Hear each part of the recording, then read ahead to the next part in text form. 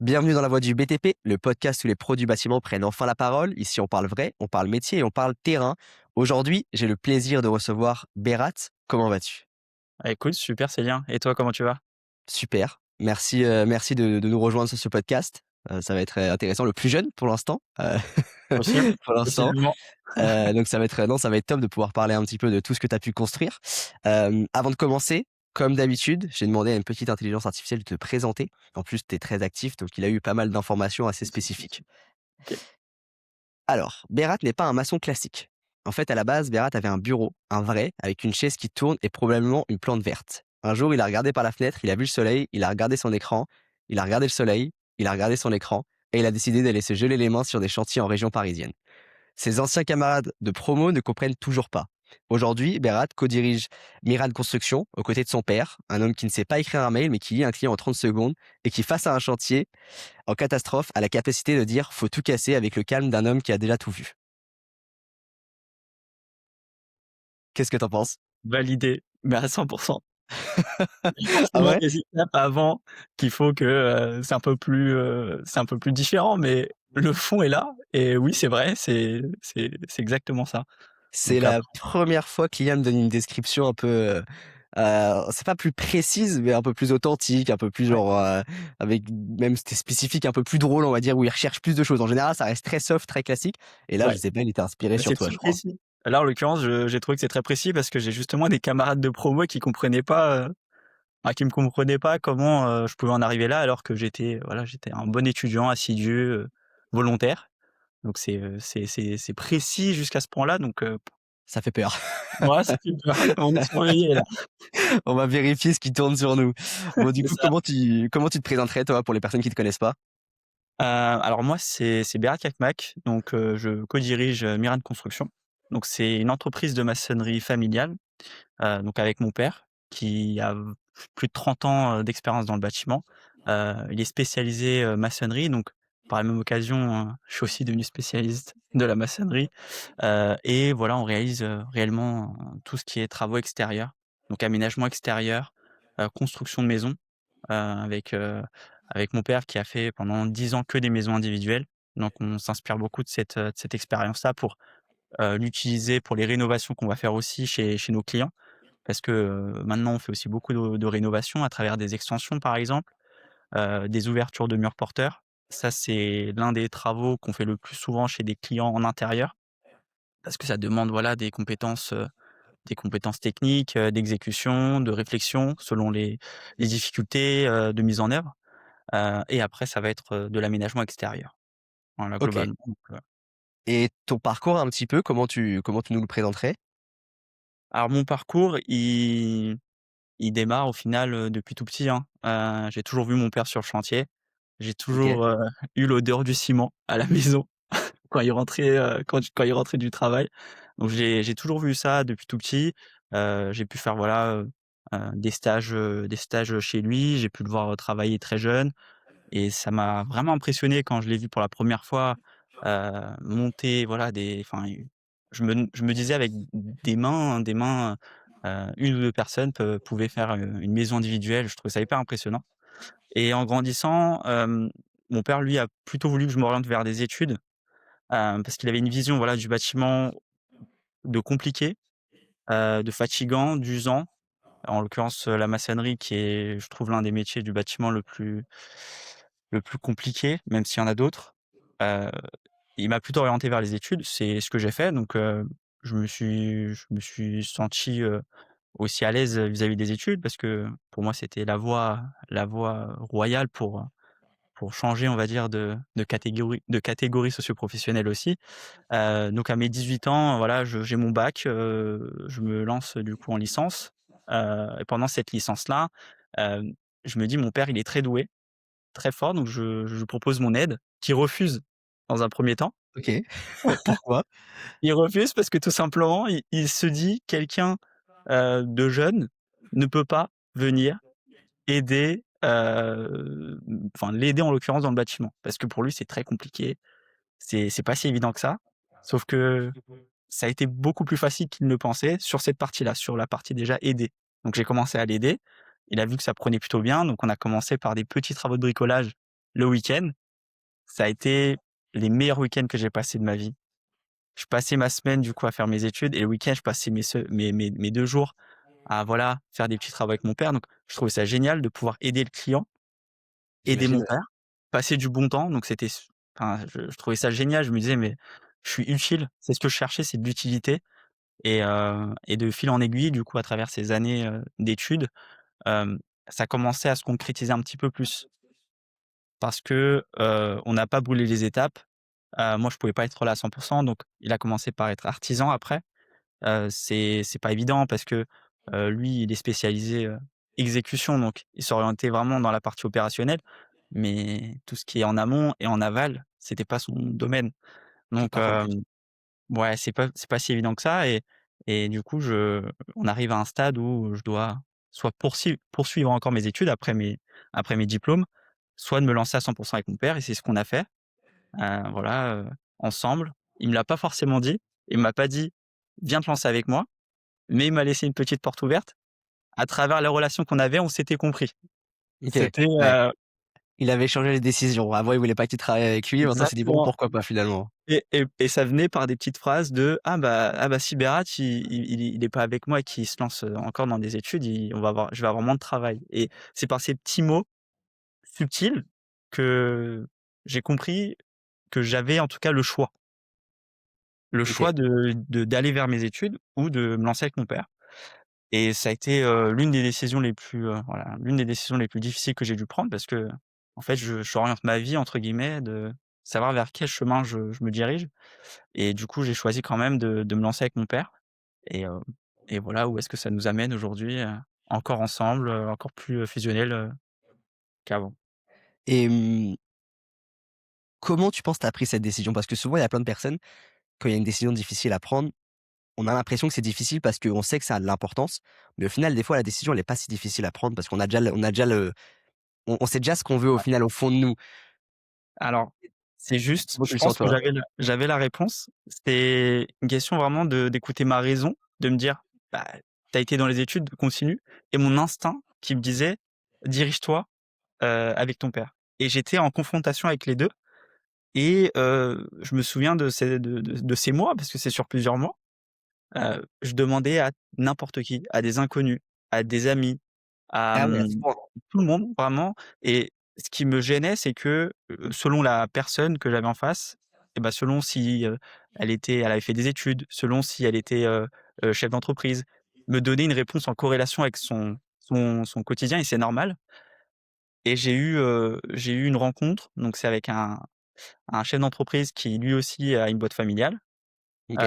Je me suis retrouvé en lui et il m'a donné justement, heu, il a fait le choix pour moi. Il m'a dit, «Berat, je t'assure, faut que tu te lances avec ton père». Donc j'ai eu cette première réponse qui m'a pas mal influencé et aussi une personne qui avait eu cette décision à prendre qui était soit de se lancer avec un associé un associé pardon à lui, dans une activité ou faire des études. Il avait fait ses études et il l'avait regretté. Il a dit, «À ce moment-là, j'aurais préféré me lancer avec mon associé dans une aventure entrepreneuriale» et là, j'ai décidé de prendre ce choix-là. Donc j'ai eu 2 personnes entre guillemets qui m'ont orienté, mais la décision finale, elle Et m'a tu pas penses elle que m'appartenait. et tu penses que c'était pas c'était vraiment des personnes qui t'ont OK, c'est grâce à eux que tu as pris cette décision? Ou au final, c'était juste un peu tu avais besoin que quelqu'un, soit d'accord avec toi et approuve ton idée? Je pense que j'avais besoin de ça. J'avais besoin de ça pour me dire: «OK, bah, je suis légitime, je suis légitime de prendre cette décision, heu, qui est difficile, mais où en fait je suis suivi. Donc j'ai mon père qui me laisse le choix, parce qu'il a vu ce que j'avais fait, pendant mes études, ce que j'avais pu lui apporter pendant mes études, donc il s'est peut-être dit la réflexion: «Avec ses études, il arrive à m'aider et imaginons s'il est à 100 avec moi, ce que ça peut donner». Donc c'est aussi ça qui m'a influencé. Je me suis dit: «Mais je je peux l'aider encore plus». Donc c'était vraiment Ouais. cette idée-là de l'aider encore plus. Et du coup, comment enfin, à quel moment tu as pris ta décision? Tu as dit: «OK», tu as annoncé à ton père: «Bon, ça y est, je pars à plein temps». Après, c'était quoi le délai? OK, du jour au lendemain, ça y est, tu étais à 100 dessus. Qu'est-ce que tu as fait? Alors Enfin, c'est plein de c'est questions, je pense qu'on se très pose. drôle, enfin c'est très drôle, oui et non parce que j'ai on est sur un chantier avec mon père. Je me souviens de ce moment où je suis dans le camion donc de mon père, à ce moment-là, il y a tout qui arrive. Enfin, on a un événement personnel qui se passe, qui oblige mon père à quitter le pays et aller, dans un autre, voilà, pour des raisons personnelles et à ce moment-là, je reçois mon contrat pour faire encore des études en plus, enfin des études supplémentaires donc en l'occurrence un master et là je prends vraiment cette décision sur le coup. Je me dis: «Non, c'est bon, je signe pas le contrat, je me lance avec mon père». C'était vraiment à ce moment-là où tout s'est enchaîné et je me suis dit: «C'est un moment, c'est un moment crucial». C'est comme si c'était le destin et je me disais: «Bah, allez, c'est le moment». Il y a eu ces événements qui ont fait que je me suis dit: «Bah, faut finir le chantier». Mon père est pas là, mais faut finir le chantier, il y a le client qui est là. Donc je reste là et c'est moi qui le continue, c'est moi qui le finis pendant que Ah mon OK, père donc est ça s'est fait, on va ouais, dire, fallait finir le chantier, tu as fini le ouais, chantier ouais, et puis après du coup, tu étais à plein temps sur le projet et puis tu t'es c'est ça, ce qui est fou, c'est que je pense que enfin, même des fois, on va dire, tout le monde a des décisions plus ou moins difficiles et au final, des fois, il faut juste un petit élément pour, en fait, juste nous convaincre, dire: «Ouais, c'est vrai que c'est le moment, en fait, c'était la bonne raison, il faut que c'est je le ça. fasse». Comme, bah, par exemple, voilà, un problème, on va dire, personnel, des fois, qui peut être plus ou moins important en fonction des domaines ou autres. Mais là, on se dit: «OK, là, c'est ça. OK, il faut que je finisse ce chantier» ou tu dois prendre une décision: «Est-ce que je continue mes études? Est-ce que je fais toujours ça? Est-ce que j'arrête ça?» Et au final, en fait, il faut juste que il faut juste avoir une raison où tu penses que tu as raison. Oui, Ça, il faut juste que ton cerveau se dise: «Ah non, mais il a raison, de toute façon, il faut faire ça» et puis ouais, après, tu prends n'importe quelle décision qui est difficile. Enfin c'est bref. ça. Exactement, je suis totalement d'accord. Et du coup, après, du jour au lendemain, tu es passé à 100 Exact co-dirigeant. exactement. Comment ça se passait un peu les premiers jours, les premières semaines, les premiers mois? Alors, les premiers jours, forcément, c'était très difficile parce que mon père était pas là. J'ai dû faire, tout. Donc j'étais devenu artisan du jour au lendemain. Je faisais des journées, voilà, c'est de 5 heures à 22-23. Ça m'obligeait pendant ce moment-là bah, d'être sur le chantier dans la journée et le soir, fin de journée, d'aller faire des rendez-vous clients, de faire les devis derrière et j'ai trouvé ça très dur. Je me suis dit: «Mais Est-ce que si c'est c'est ce que je veux? est-ce que c'est ce que je veux?» J'avais pas ces horaires-là, pendant mes études. Enfin, c'est et je me suis dit: «OK, est-ce que c'est vraiment ça que je veux?» C'est quand même très dur et et je posais beaucoup de questions autour de moi, à des artisans, à des chefs d'entreprise. Est-ce que c'est quoi votre quotidien? Qu'est-ce que vous faites? À quelle heure vous vous levez? À quelle heure vous vous couchez? Qu'est-ce que vous faites dans la journée? Et ça m'intéressait, j'étais beaucoup, là, à poser des questions parce que je trouvais que c'était ça qui allait m'aider à comprendre ce qui pouvait me convenir. Mais des fois, il y a des moments où je me dis: «OK, faut juste tenir, faut tenir ce moment», hem et c'est ce que j'ai fait. Donc le temps que mon père revienne, là, ça m'a déjà allégé sur cette partie-là où il a pu reprendre, j'ai pu, voilà, me dire: «OK, là où je vais être le plus fort, là où je vais le plus pouvoir l'aider, c'est pas sur le chantier, c'est sur le développement de l'activité, c'est sur, les devis, c'est sur, la relation client» et je pense qu'on a eu très tôt, on a très vite compris très tôt ce qu'on avait chacun en force mutuellement. Sa force, c'était le terrain, ma force, c'était bien sûr le terrain parce que j'ai une vision, terrain à travers, voilà, les des éléments techniques qui peuvent venir, mais aussi la relation client. Donc c'était ça ma vraie force. OK. Et enfin, c'est intéressant. Et là, actuellement, comment ça se passe? C'est quoi un peu la vraie vie d'un dirigeant dans le BTP aujourd'hui, ta vraie vie? Alors alors je pense que la vraie vie d'un dirigeant de BTP, elle est complètement différente. Il y en a qui ont des enfin selon si on est artisan, si on a des équipes, selon si on est une grosse boîte, on n'a pas le même quotidien. Mais moi j'ai l'impression que voilà, on est passé de l'artisan où j'ai vécu Ouais. la journée d'un artisan et la journée plutôt d'un dirigeant. J'ai le parallèle entre les 2 et peut-être que je dirais que l'artisan, c'est plus compliqué, mais le dirigeant, c'est plus long en termes de mise en place, mais c'est plus viable et c'est une journée où on va être plus là à se dire comment organiser, comment structurer, plutôt que comment faire. Maintenant, normalement, sur le côté technique, on doit savoir comment faire. On fait toujours les mêmes travaux. On a toujours l'habitude de voir les mêmes choses, les mêmes contraintes. On peut en avoir des nouveaux, mais qui se ressemblent et là, ça se passe au niveau de la réflexion que mon père a. L'expérience qu'il a, elle est très souvent juste. ou des partenaires qui peuvent en avoir et on partage des idées, donc c'est beaucoup de communication. Mais c'est vraiment maintenant de se dire comment on organise, comment on structure et comment on devient encore plus efficace et efficient dans pour la société Mirain de Construction. Donc ça, c'est ta mission. C'est ma mission. Et qu'est-ce que tu préfères en vrai maintenant? Vu que tu vu les 2, tu préfères être sur ce côté artisan ou vraiment sur ce côté dirigeant d'entreprise, prendre les bonnes décisions, les Alors process? à 100 être dirigeant. Je t'assure, c'est beaucoup plus, hem, c'est on voit l'évolution, on voit par où on est passé, on voit par où on est et par où on va aller et c'est gratifiant de se dire qu'on est en train d'aider de plus en plus de forcément de clients, heu, de voir que ça commence à porter ses fruits.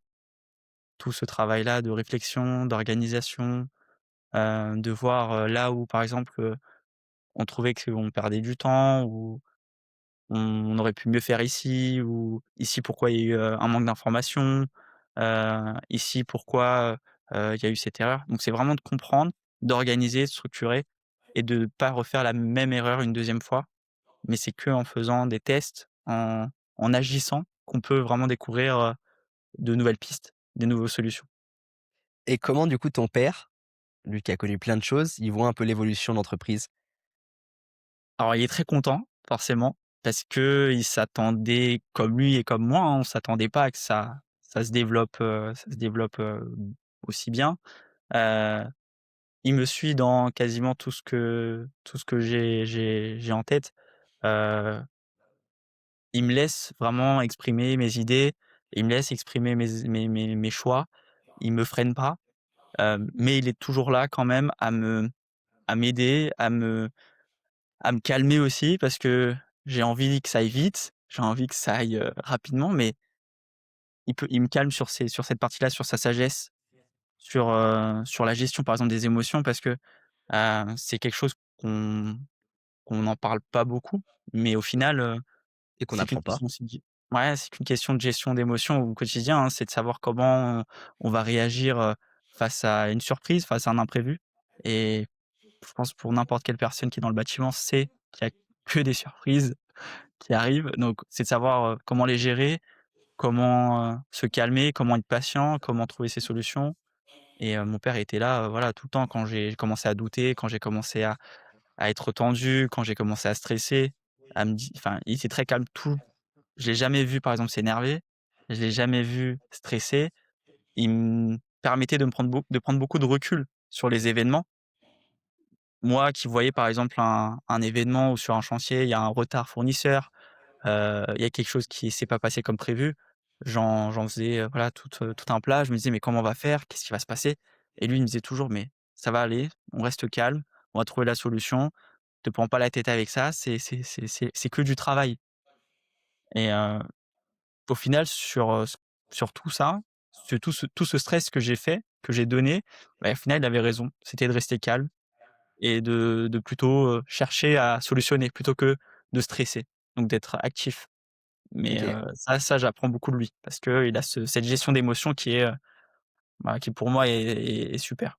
surtout en tant que dirigeant. Et du coup, justement, est-ce que tu as eu un chantier ou une situation difficile où tu as dû prendre, une décision pas simple, qui a été plus ou moins bonne? Et tu dis: «Ah là, c'était dur» et au final, ça s'est bien passé ou inversement, ça s'est mal passé, ça dépend des fois, quoi? Alors, oui, parce que, en l'occurrence l'année dernière, on a fait aussi beaucoup de reprises de chantier. Donc en maçonnerie, où il y avait voilà des clients qui ont eu une mauvaise expérience avec des maçons, avec des artisans et ils faisaient appel à nous pour voir si c'était possible ou non de reprendre et sur certains chantiers, mon père était OK pour y aller, mais il sait que c'est pas pareil. C'est pas un chantier, où le client a pas une mauvaise expérience. Là, on est vraiment attendu. Quand il y a une reprise à faire, on est très attendu.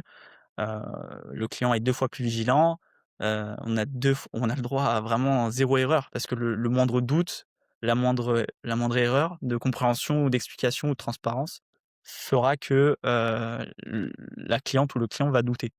Alors qu'il y a pas lieu, par exemple. Mais c'est normal parce qu'il y a eu une mauvaise expérience et on a un chantier, bah, en l'occurrence, c'est un confrère à nous, Alexei Starkov qui dirige une boîte de rénovation, sur Nice qui fait partie d'un réseau, voilà, les mecs du bâtiment qui nous a recommandés auprès d'une OPC donc pour un chantier, hors Île-de-France, donc c'était dans les Hauts-de-France, pour une reprise justement de fondation.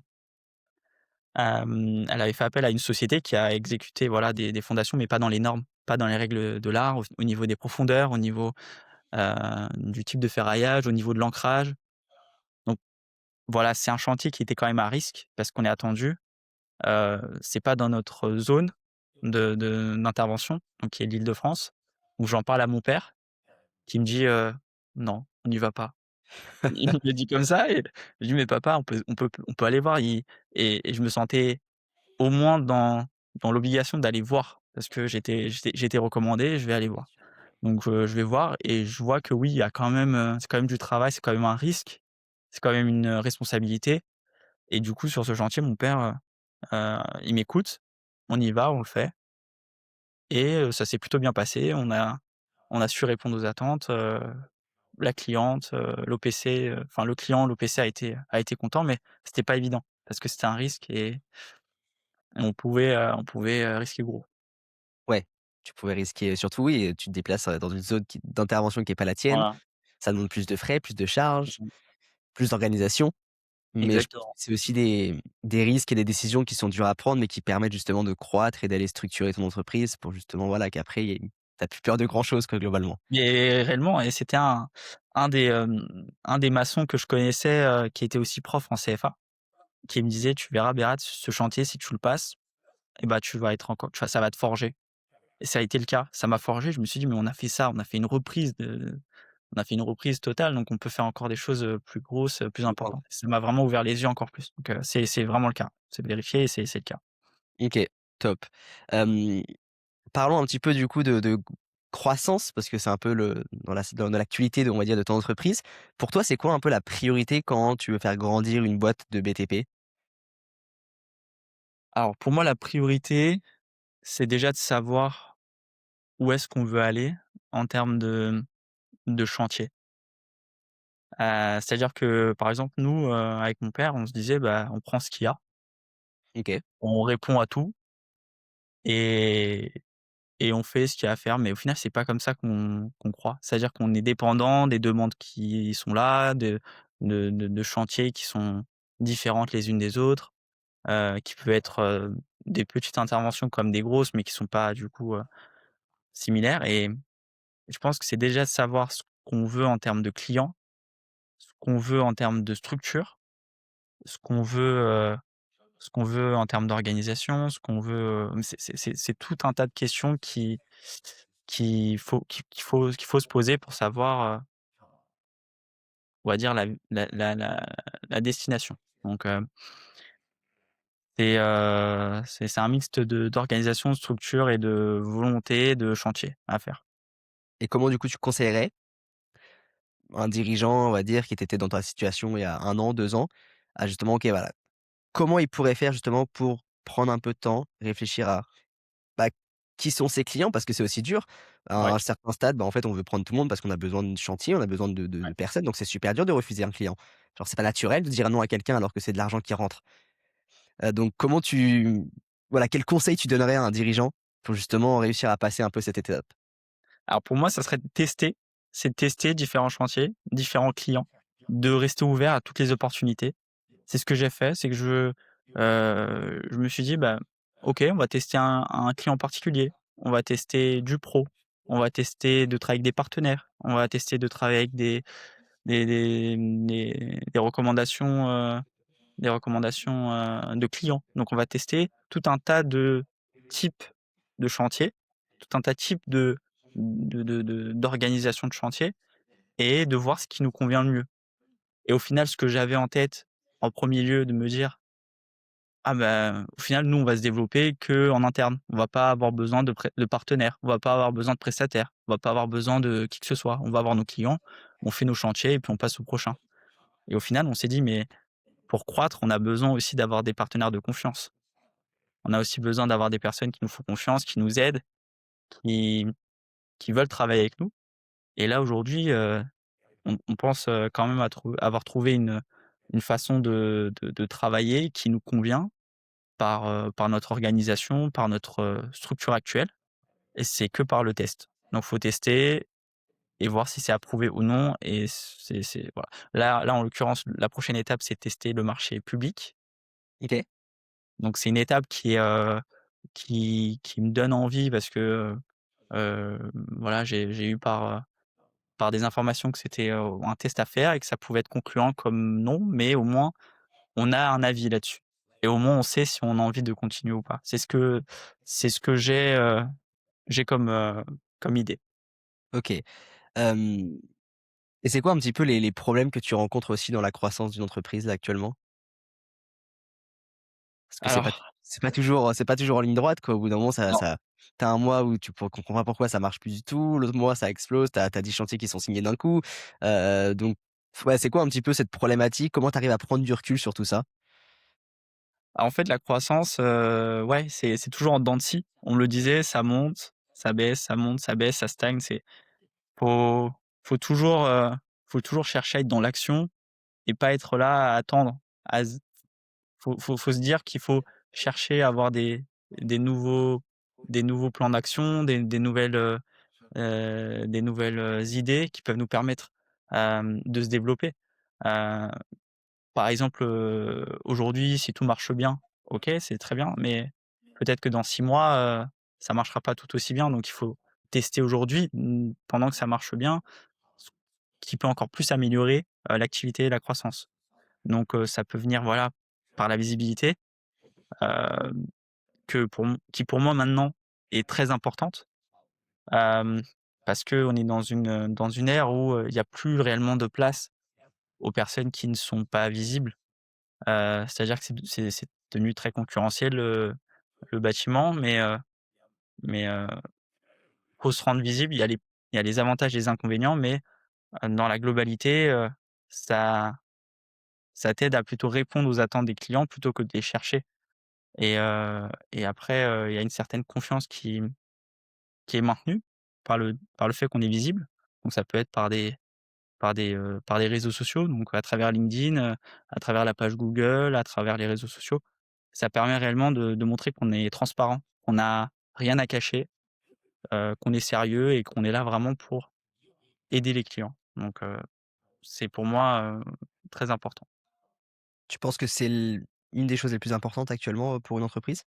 Ouais, je pense parce que, je je le je le constate au quotidien, l'époque de mon père il y a 10 ans, comment les chefs d'entreprise trouvaient, des chantiers et comment on les trouve maintenant aujourd'hui, c'est plus la même du tout et je trouve que c'est pareil, faut être, présent selon l'ère qu'on est, l'ère dans lequel on est. À l'époque, c'était beaucoup de bouche à oreille. Bien sûr. Maintenant, ça commence à être beaucoup plus une question de visibilité, heu, je trouve sur, une visibilité virtuelle, je dirais. Mais c'est normal, c'est comme ça parce qu'on a enfin, les clients ont de plus en plus de peur vis-à-vis des artisans. Parce qu'on voit beaucoup aussi passer de sujets là-dessus, des émissions télé qui font peur. Attends, je pense qu'une par jour, il y a des problèmes, le chantier a été laissé abandonné, Voilà, on m'a arnaqué 10 000 €.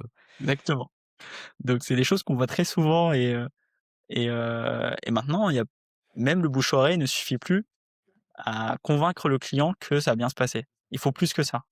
Si on additionne le sérieux de l'entreprise, si on additionne le fait qu'il est visible, si on additionne le fait qu'il a des bons avis clients, si on additionne le fait que le rendez-vous client se passe bien, que le devis est clair, que le devis est détaillé, que ce qu'on dit, on le fait, quand on dit qu'on est là à 8 heures le matin, on est là à 8 heures, qu'on tient nos délais, tout ça mis bout en bout fait que le client a confiance.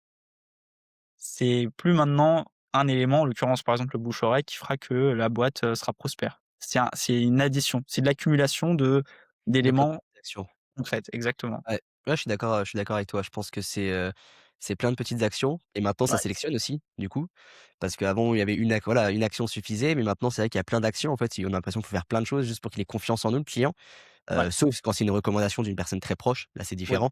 ouais, Mais quand on parle, on va dire en règle générale, quand on veut croître, on peut pas se baser uniquement sur des recommandations du frère qui recommande à son père c'est ou ça. peu importe. Donc non, c'est intéressant et tu penses que c'est quoi le secteur actuellement où, tu peux réellement progresser? Ou tu penses que c'est voilà, c'est peut-être le secteur où sur 2026-2027, c'est ce qui va permettre à ton entreprise de continuer la croissance et de passer vraiment une nouvelle étape? Hem, Quand tu parles de secteur, c'est un secteur de visibilité ou plutôt un secteur, voilà, C'est de ouais, que ce chantier? soit organisation, recrutement, acquisition de Mmh, chantier, peut-être, ouverture de passer de maçonnerie à tout corps d'état, enfin je sais pas, hein. C'est, voilà, c'est en fonction de ce que tu penses où il y a une réelle plus-value et qu'il faut implémenter ça. alors nous, on est toujours, dans la volonté de rester dans ce qu'on sait faire de mieux, donc à travers les travaux extérieurs. Donc, on est toujours dans une volonté de développer cette partie-là avant de s'ouvrir à d'autres secteurs type, en réno intérieur. Donc c'est par là qu'on est du coup activement en recherche, de personnes qualifiées à travers le recrutement. Donc c'est sûrement sur cette partie-là que je me concentre le plus cette année, c'est sur le recrutement. Parce que pour moi, c'est une étape phare pour le développement d'une activité. Et donc c'est sur ce secteur-là qu'on va se concentrer le plus, mais ça va en découler après sur, hem, le fait de s'ouvrir à d'autres niches. Donc à rentrer dans de la réunion intérieure et d'être peut-être tout corps d'état. Mais ça nécessite quand même une certaine préparation et heu et une certaine organisation pour pouvoir y répondre. OK. Et et là, dans le recrutement, c'est quoi un petit peu ce que tu mets en place? Par exemple, je sais qu'il y a beaucoup de problèmes de recrutement dans le BTP en général. Quel quel est pour toi, on va dire avec ton expérience que tu as actuellement, les actions qui sont vraiment importantes pour recruter des personnes qualifiées ou les erreurs que tu as pu faire peut-être? Je pense qu'en étant visible, en étant par exemple présent sur les réseaux sociaux, hem même si c'est pas sur le coup, par exemple un maçon qui va nous voir quotidiennement, qui va nous voir de semaine en semaine, de mois en mois et qui va voir qu'on est une boîte, qui a des valeurs, qui est une boîte familiale, qui est là pour on va dire avoir une utilité, vis-à-vis des clients et une certaine voilà, hem, une certaine proximité avec le dirigeant et à un moment on peut se dire: «Ah mais ouais, je me reconnais en ces valeurs, je vais voir si ça les intéresse pas de m'avoir». Et je pense que c'est très important, l'image qu'on peut renvoyer parce qu'avant ça, avant cette mise en place, eh ben, c'était que du bouche à oreille. Bah, c'est ce qu'on faisait au final il y a 10 ans. On demandait à gauche, à droite: «Ah, est-ce que vous connaissez pas un maçon qui est intéressé pour intégrer notre boîte?» On l'a fait, on l'a testé et ça ne marchait pas et on se disait: «Mais pourquoi ça marche pas?» On se posait la question alors c'est exactement pourquoi maintenant certaines boîtes ont moins de clients? C'est parce qu'ils comptent toujours sur le bouche-oreille et nous, c'est l'erreur qu'on a fait sur ce secteur-là, c'est se dire que ça marchait encore par le bouche-oreille, alors que c'est plus le cas. C'est maintenant de se rendre visible le plus possible et de trouver ces éléments, qui sont très souvent très bons et ceux qui sont très bons, eh ben, nous, on a une théorie qui est qu'ils restent ils restent jamais longtemps, libres, dans le marché. Donc s'ils nous Ouais, ils voient sont que jamais. non, ils peuvent quitter une entreprise, le lundi, le mardi, ils ont déjà une autre boîte. C'est par ça que le fait de montrer qu'on est toujours à la recherche d'un maçon, par exemple, qualifié, peut, à un moment, nous faire, ramener un qui a vu nos posts, qui nous a suivis pendant 2, 3 mois, 4 mois et se dit: «Ah mais je me reconnais, je vais leur proposer, mes services». Ouais, je suis d'accord. Des fois, il faut pas grand-chose, hein. Le recrutement, c'est de l'acquisition, juste C'est de ça. salariés, donc c'est le même principe et des fois, tu le dis, c'est qu'il suffit que le maçon, il travaille pour une autre boîte, il ait passé une mauvaise journée, son patron, vraiment, il en peut plus.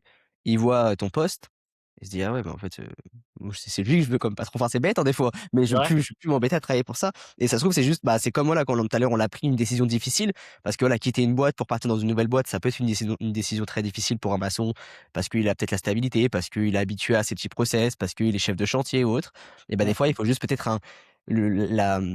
l'action qui va Bah, permettre, du coup, au maçon, qui va permettre au client de dire: «OK, non, en fait, c'est la rationalité, c'est justement de quitter ma boîte et d'aller te contacter pour travailler avec toi», par exemple. ouais, c'est ça. C'est au final, c'est une graine qu'on met, il peut nous voir par exemple, un 1er janvier et le temps fait qu'il peut s'attacher à nous, il peut voir, le retour, de certains clients qu'on peut avoir, le fait qu'ils se disent: «Voilà, c'est une boîte, familiale où il y a une bonne ambiance, où, tout le monde, est souriant». Ça donne envie à d'autres personnes de potentiellement, venir chez nous.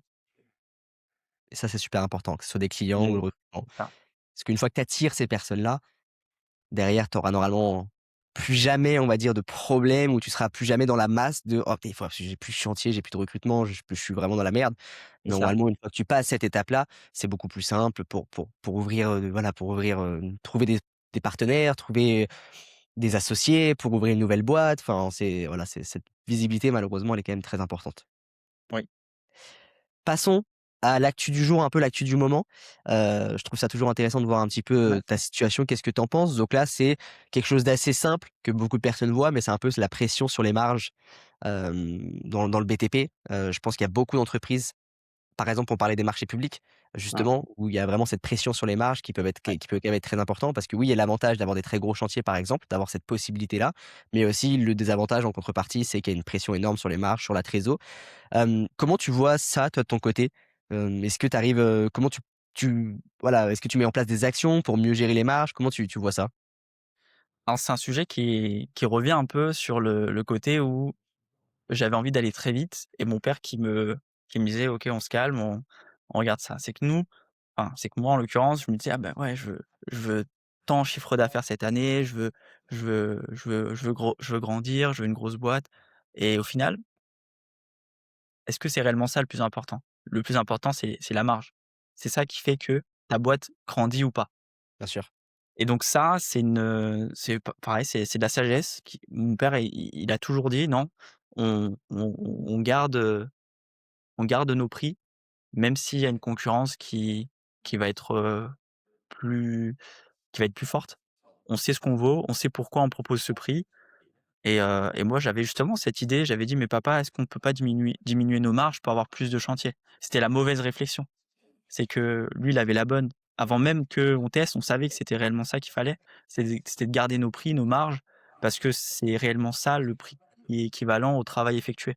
Ce qu'on vend au final, hem c'est pas réellement un prix, c'est une confiance, une sérénité d'exécution, heu, enfin que ça soit respecté dans les temps, dans l'ouvrage, dans la qualité des matériaux.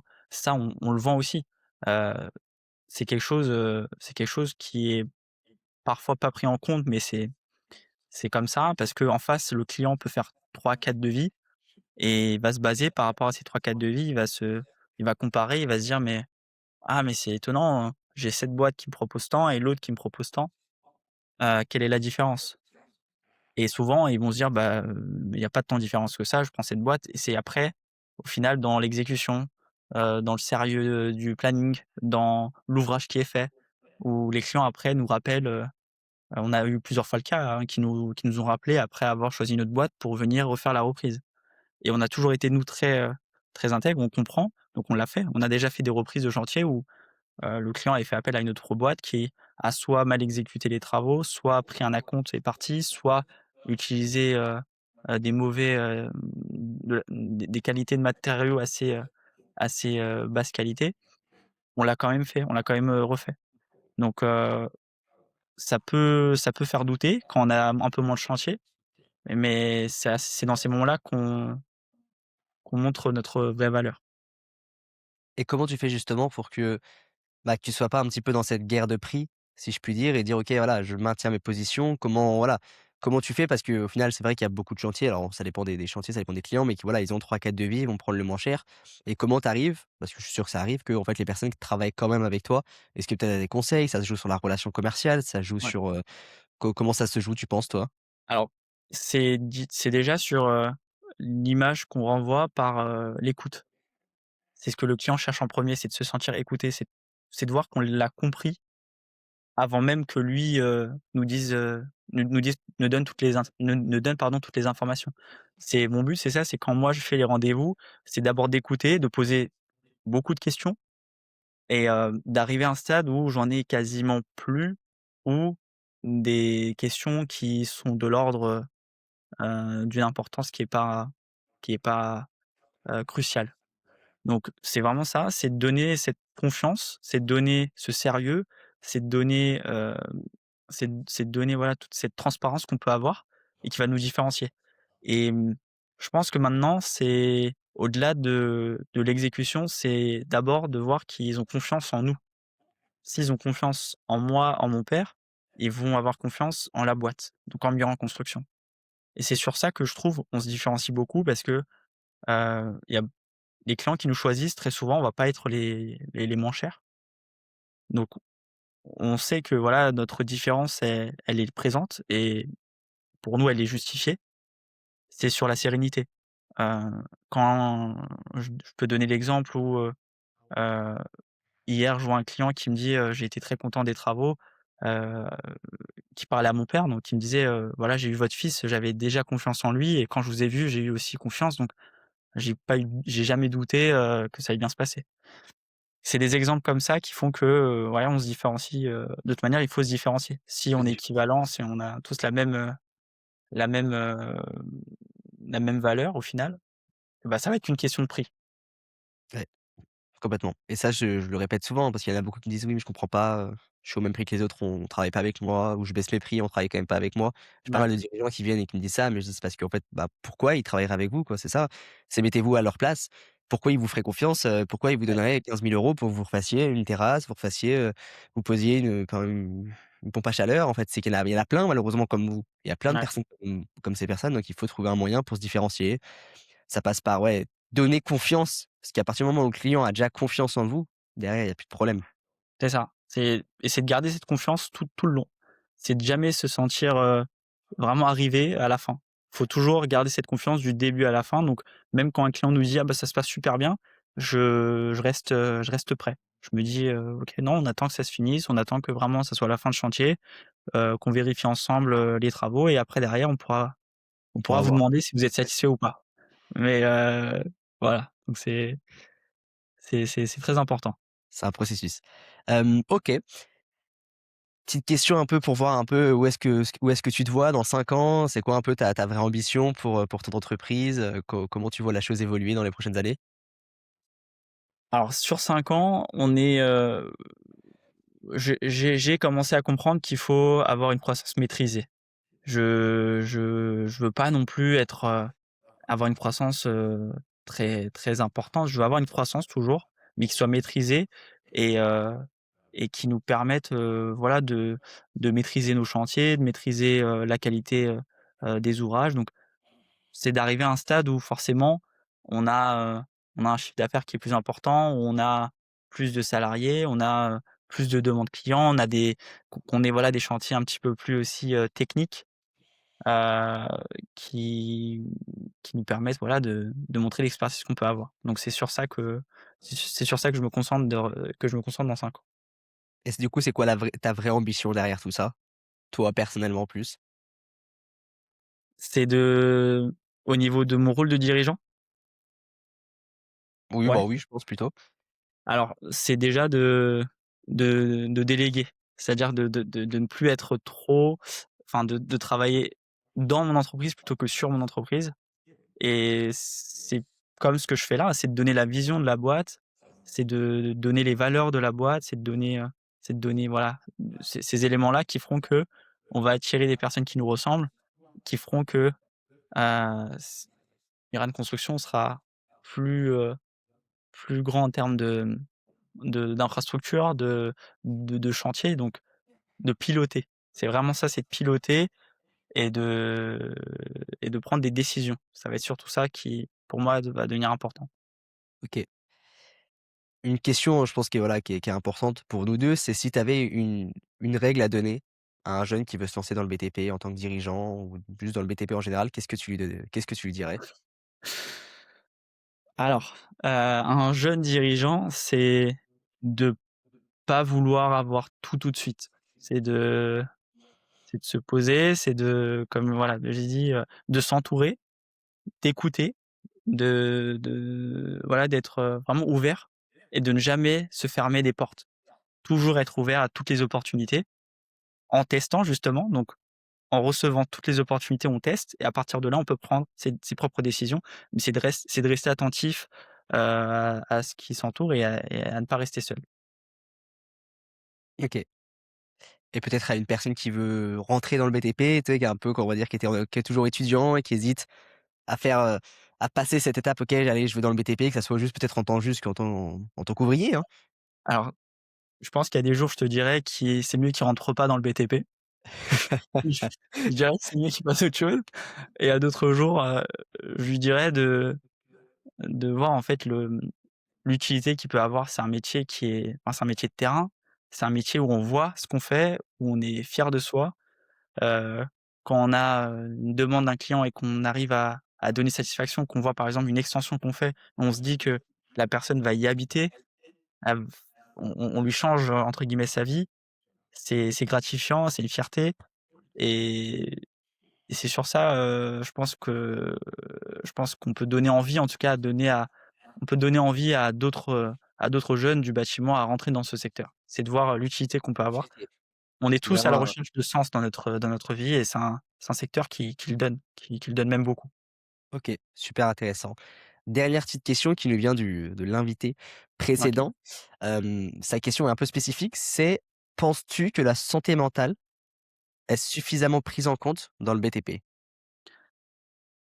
Pour moi, non, parce que j'ai eu l'expérience de voir que, dans les moments de doute, dans les moments difficiles, on est quand même seul. On est quand même seul face à soi et qu'on va bien ou pas, il faut faire ce qu'il y a à faire. Donc c'est-à-dire qu'il faut pas, se laisser submerger par les émotions et quand on a un trop plein de poids et ben, on est un peu, tout seul à pouvoir le gérer si, je prends l'exemple des artisans, ils vont pas se plaindre, ils vont pas se plaindre à leur employeur. Ils travaillent pour eux, ils vont peut-être en parler avec leur femme, mais ils vont peut-être pas vraiment, dire ce qu'ils pensent parce qu'ils vont se dire: «Est-ce que ça va pas m'aider plus que ça?» alors que moi je le vois quand je suis quelqu'un qui communique beaucoup, donc j'aime bien partager, voilà, ce que je ressens, et comme on a une relation, très fusionnelle avec mon père, moi je lui dis ce que je ressens, je lui dis, quand ça va pas, quand ça va bien et il me rassure, il me donne des conseils et je trouve que c'est sans ça, bah, forcément ça arrive, on fait des burn-out. Je pense que c'est pas viable de faire des journées, voilà, de 5 heures à 23 heures, à 22 heures et n'avoir que ça parce que quand on prend pas de recul et qu'on est dedans, on on voit que ça. On peut voir que le négatif comme le positif quand tout va bien, mais on peut voir que le négatif et ça peut être très pesant mentalement et ça peut avoir des séquelles après, plus tard donc Qui sont bien plus graves que juste une entreprise, quoi. c'est ça. Donc comme mon père le dit: «C'est que du travail». Faut voir ça comme du travail. C'est un De jeu passion, presque. ouais, de passion, mais pas se laisser, voir que par ça. OK, super intéressant. Et si toi, du coup, tu avais une question à poser au prochain invité, qu'est-ce que ce serait? Alors j'ai une question, ça serait savoir, quel est le cliché qu'il a dans son métier et comment il pourrait répondre à travers son quotidien, comment il pourrait répondre à travers son quotidien que ce cliché est faux, par exemple? Parce que OK, ça ouais. peut être une ouais, parce que ça Ouais, peut un être peu une un question piège. cliché typique et voir, est-ce que c'est réellement vrai? Est-ce que c'est réellement faux? Pour voir un Ouais, peu si ça correspond. OK, super c'est ça. question. Bah, écoute, on arrive à la fin de ce podcast. Ça fait à peu près, presque 50 minutes qu'on est ensemble. Merci en tout cas pour cet échange. Je pense que Bah, ça merci à toi. ça va aider, Merci. pas mal de Hein? personnes. Dans tous les cas, tous tes liens, je mettrai ton lien LinkedIn en description et puis si les personnes OK. veulent venir discuter avec toi, ton site internet, comme ça si les personnes, ont besoin de toi, au moins ils savent où te contacter. Je te laisse le mot de la fin. Beh, non, merci pour l'invitation, merci de me donner la parole, pour tous ces sujets, différents à travers, mon quotidien, à travers, le secteur du bâtiment. Montrer l'envers du décor aussi et je trouve que c'est un projet qui est super. Merci en tout cas et je vous dis à très vite dans la voie du BTP.